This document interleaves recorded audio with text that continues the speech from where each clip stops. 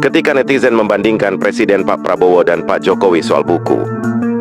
Oke, Bung Rocky, ada satu berita yang sebenarnya siapapun yang mengenal Pak Prabowo tahu kebiasaan beliau itu mengoleksi buku dan membaca bukunya ya, tidak hanya mengoleksinya ya.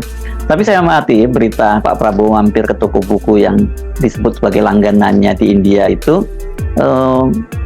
banyak sekali mendapat sorotan di media sosial itu ya.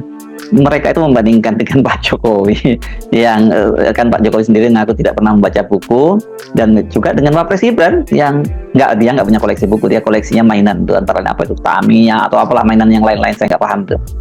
Ya, itu berita sederhana atau berita kecil. Presiden Prabowo borong buku di bookstore-nya India, New Delhi. Tetapi kenapa kemudian itu jadi pembicaraan publik? Karena seolah-olah ada pembanding bahwa presiden sebelumnya tidak pernah membeli buku, apalagi membaca buku kan. Kan itu menunjukkan bahwa ada semacam adab atau standar adab bahwa setiap presiden dia harus tune in dengan recent ideas, dengan